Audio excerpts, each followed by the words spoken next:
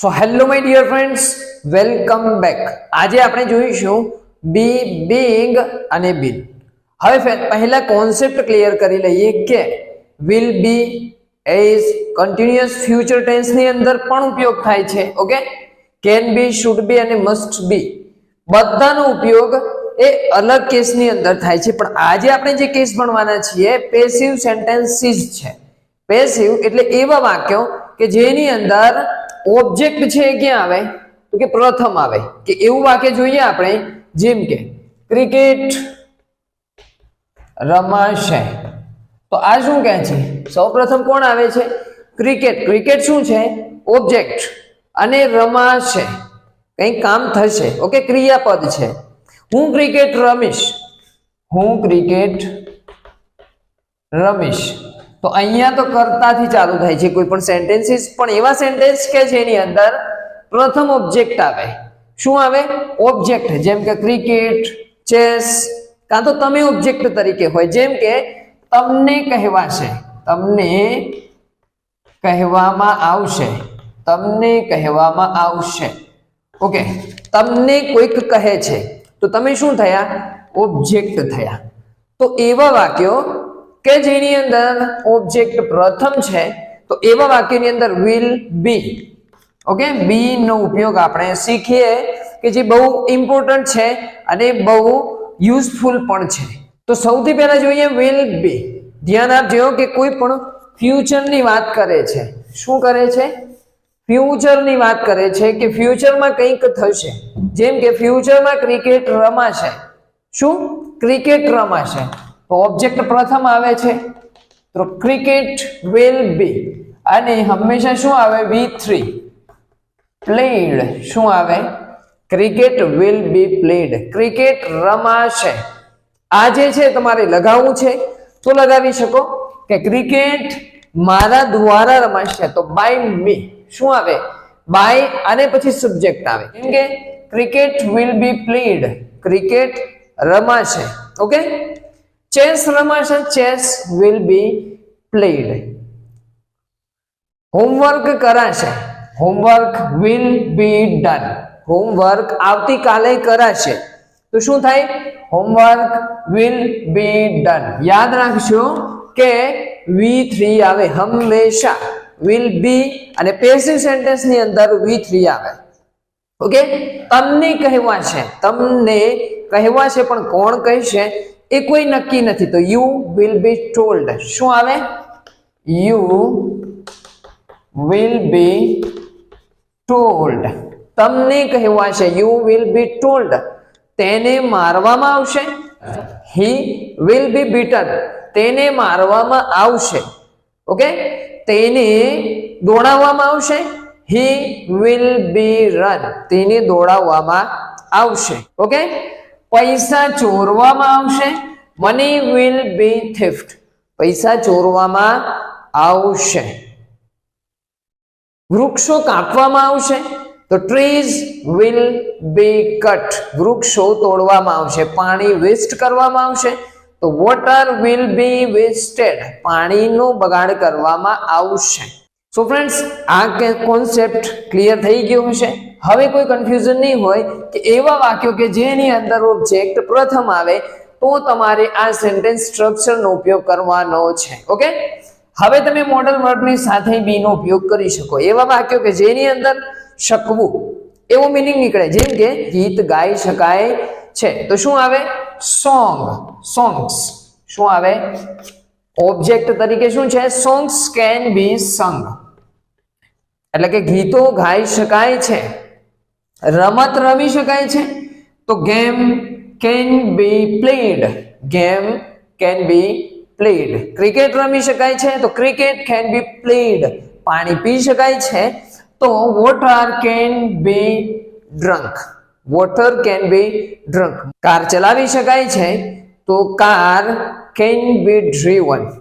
Car can be driven. તો કંઈક કરી શકાય છે. ઓબ્જેક્ટ પ્રથમ આવવો જોઈએ. ઓકે, આગળ શું છે? Should be. શુડ બી એટલે કે કંઈક થવું જોઈએ. જેમ કે ક્રિકેટ રમાવી જોઈએ, ગીતો ગવાવા જોઈએ, તો સોંગ should be sung.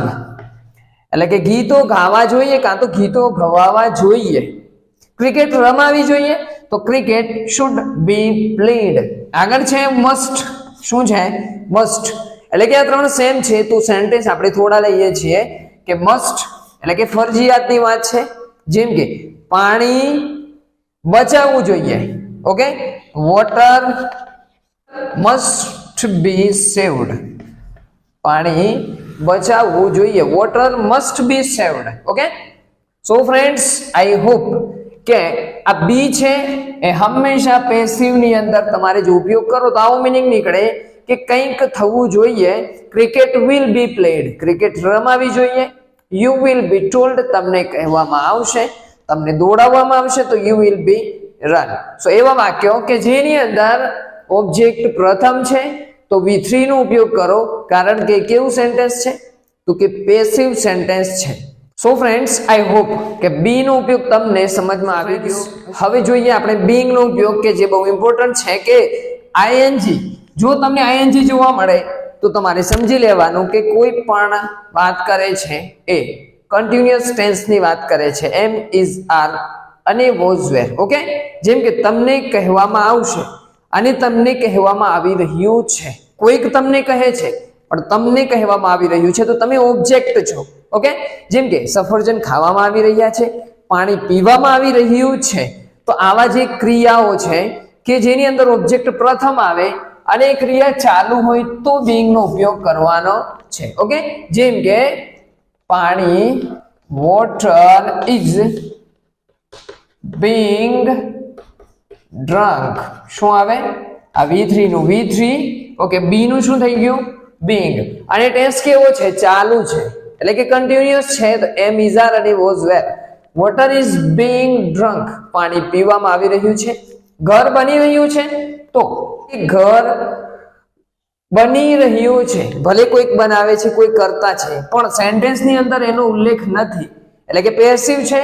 તો house is being constructed, room સાફ કરવામાં આવી રહ્યો છે તો the room is being cleaned. શું આવે? the room is being cleaned. તેને મારવામાં આવી રહ્યો છે તો he is being beaten. he is being beaten. તેને મારવામાં આવી રહ્યો છે. તેને દોડાવવામાં આવી રહ્યો છે તો he is being run. તેને દોડાવવામાં આવી રહ્યો છે. તો કઈ ચેન્જીસ નથી, પેસિવ જ ની અંદર ઉપયોગ થાય પણ એવા ટેન્સ કે જેની અંદર કન્ટિન્યુઅસ ની વાત થતી હોય. રહ્યું છે, રહ્યા છે, રહ્યું છે અને રહ્યો હતો તો વોઝ અને વર. જેમ કે પાણી પીવાઈ રહ્યું હતું તો વોટર વોઝ being drunk. શું આવે? Water was being drunk. Okay, so friends આ છે being. બી સમજમાં આવી ગયું, બીંગ પણ સમજમાં આવી ગયું. હવે જોઈએ આપણે બીન. એટલે કે અહીંયા ચાલુ હતો, હવે પરફેક્ટ થઈ જશે એટલે કે આપણો જે ટેન્સ છે એ પૂર્ણની અંદર તમારે ઉપયોગ કરવાનો. ફ્રેન્ડ્સ હવે જોઈએ આપણે કે બીન નો ઉપયોગ. હેઝ બીન, હેવ બીન એ આપણે કેવા એક્ટિવ વાક્યની અંદર જોતા હતા. હવે પેસિવ ની અંદર જોઈએ. ઓકે, ધ્યાન આપજો કે બી બીંગ સમજમાં આવી ગયું તો બીન છે કે કંઈક પૂરું થઈ ગયું છે તો એવા ટેન્સ ની અંદર આપણે શાનો ઉપયોગ કરતા હતા? હેવ અને હેઝ. જેમ કે પાણી પીવાઈ ગયું છે, આપણે એમ બોલીએ કે પાણી પીવાઈ ગયું છે. ક્રિકેટ રમાઈ ગઈ છે, ગેમ રમાઈ ગઈ છે. તો એવા વાક્યો કે જેની અંદર ઓબ્જેક્ટ પ્રથમ છે અને કામ પૂરું થઈ ગયું છે. અન્ડરસ્ટુડ કે કામ પૂરું થઈ ગયું છે કેવું વાક્ય કે પેસિવ ની અંદર. જેમ કે water has been drunk. has been drunk. પાણી પીવાઈ ગયું છે. ક્રિકેટ રમાઈ ગઈ છે તો cricket has been played. Cricket રમાઈ ગઈ છે. રૂમ સાફ થઈ ગયો છે તો room has been cleaned. Room has been cleaned. તેમને મૂર્ખ બનાવવામાં આવ્યા છે તો he has been foolish. he has been foolish. તેમને મૂર્ખ બનાવવામાં આવ્યા છે. તેમને મારવામાં આવ્યા છે તો he has been beaten. He has been beaten. So friends એટલા સેન્ટેન્સ લીધા આપણે કે જેથી તમારો કોન્સેપ્ટ એકદમ ક્રિસ્ટલ ક્લિયર થઈ ગયો હશે. ફરીથી રિકોલ કરીએ, એક એક વાક્ય 3 નું લઈએ કે મને મારવામાં આવશે તો I will be beaten. શું આવે? I will be beaten. Okay, will be મને મારવામાં આવી રહ્યો છે તો I am being beaten. અને મને મારવામાં આવ્યો છે તો I have been beaten. એટલે કે મને મારવામાં આવ્યો છે. શું ચેન્જીસ છે ધ્યાન આપજો. સિમ્પલ ટેન્સ ની અંદર will be beaten, will be laughed, will be foolish એવા વાક્યો હોય. ઓકે, કંઈક ચાલુ છે કાં તો ચાલુ હતું. I am being beaten, મને મારવામાં આવી રહ્યો છે, મને મારવામાં આવી રહ્યો હતો તો I was being beaten. અને કંઈક કામ પૂરું થઈ ગયું છે જેમ કે મને મારવામાં આવ્યો છે તો I have been beaten. તો being અને been એની અંદર કંઈ વધારે કોમ્પ્લિકેશન છે નહીં. તમને જો ટેન્સીસ આવડતા હોય તો તમારા માટે આ એક ચપટીનો ખેલ છે. સો ફ્રેન્ડ્સ, આઈ હોપ કે તમારા માટે આ ટોપિક યુઝફુલ બનશે ભવિષ્યની અંદર અને અત્યારે પણ તમારા સ્પોકન માટે. ઓકે, અને આવતીકાલે આપણે સ્ટડી કરીશું ગેટ અને મેક નો ઉપયોગ.